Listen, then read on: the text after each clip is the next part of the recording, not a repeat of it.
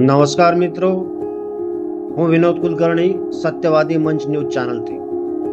આજે આપણે વાત કરીશું ડિંડોલી ખાતેના સાંઈ બાબા મંદિરની. જે મંદિરની શરૂઆત 17 વર્ષ પહેલા સ્વર્ગીય જયરામ પાટીલના સ્મરણાર્થે અને એમની પ્રેરણાથી ડિંડોલી ખાતે કરવામાં આવી હતી. લક્ષ્મીનારાયણ વિભાગ 2માં સાંઈ બાબાના ભવ્ય મંદિરની શરૂઆત આજથી 17 વર્ષ પહેલાં કરવામાં આવી હતી. આ વર્ષે 18મો સાલગીરા ઉત્સવ મનાવવામાં આવ્યો, જેમાં 10,000 જેટલા ભક્તોએ ભાગ લીધો હતો અને સાંઈ બાબાના પ્રસાદીની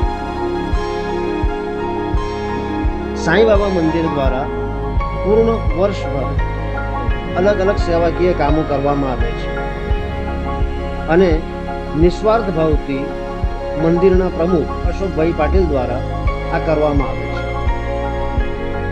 મંદિર દ્વારા સામાજિક સેવાકીય કાર્ય જેવા કે સર્વરોગ નિદાન કેમ્પ, આંખના મોતિયાના ઓપરેશન, આંખ સંબંધિત અન્ય સારવાર તેમજ અન્ય સેવાઓ વર્ષભર કરવામાં આવે છે.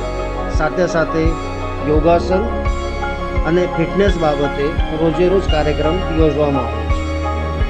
વિવિધ તહેવારો દરમિયાન પૂજા અને કીર્તન, સત્સંગ જેવા ધાર્મિક કાર્યક્રમોનું આયોજન પણ કરવામાં આવે છે. સાંઈ ભક્ત અશોક પાટીલના આ સેવાકીય અને ધાર્મિક કાર્યને તમામ જનતા સહર્ષ સ્વીકારી રહી છે.